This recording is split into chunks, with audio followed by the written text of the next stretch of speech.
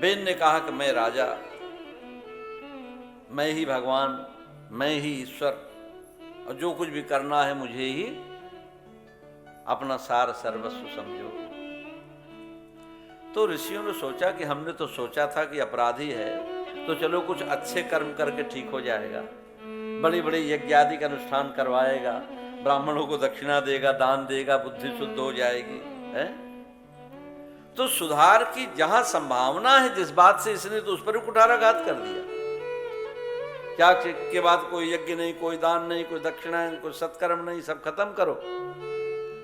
तब ऋषियों ने सोचा कि इसकी तो कोई संभावना नहीं है।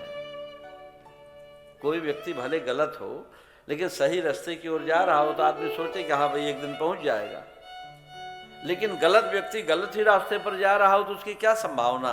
और इसीलिए ऋषियों को बहुत इस बात की पीड़ा हुई, और तब ऋषियों को ज्यादा क्या करना था, दिव्य मंत्र शक्ति से हुंकार करते हुए ऋषियों ने उस बेन को वहीं समाप्त कर दिया और बेन की मृत्यु हो गई।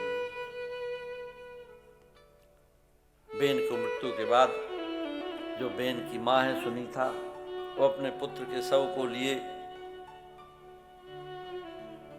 विलाप कर रही है, और इधर देखा तो सारी राज की व्यवस्था सब बिगड़ गई। ऋषियों को लगा कि अब तो कोई है नहीं, अब तो राजा का कुल ही समाप्त हो गया, ध्रुव जी का वंश समाप्त हो गया।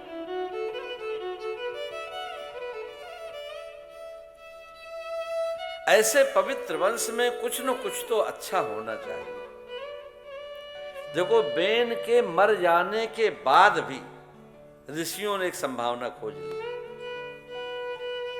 यदि ऐसा पवित्र वंश है जिसमें ध्रुव जैसे भक्त हुए तो जरूर इसके अंश में कहीं न कहीं कोई विशेषता होनी चाहिए, और इसीलिए उन ऋषियों ने बेन के शरीर का मंथन किया। तो कमर से नीचे के भाग का मंत्र विधि के द्वारा जब मंथन किया तो एक काला बौना पुरुष प्रकट हुआ, जिसके छोटे छोटे हाथ, छोटे छोटे पांव, रंग भी काला। उसने कहा, मुझे क्यों प्रकट किया आपने? ऋषियों ने कहा, निषीद, बैठो पहले, फिर बाद में बात करते तुमसे। तो निषीद कहने से यही जाति आगे निषादों की जाति बन गई।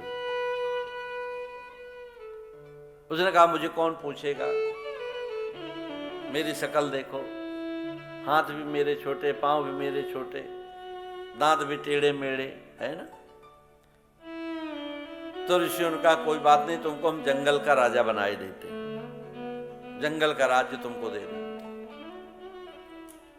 बोले, हम राज्य लेकर क्या करेंगे जब कोई मान सम्मान मिलेगा ही नहीं है। ऐसी हमारी शक्ल सूरत आपने बना दी।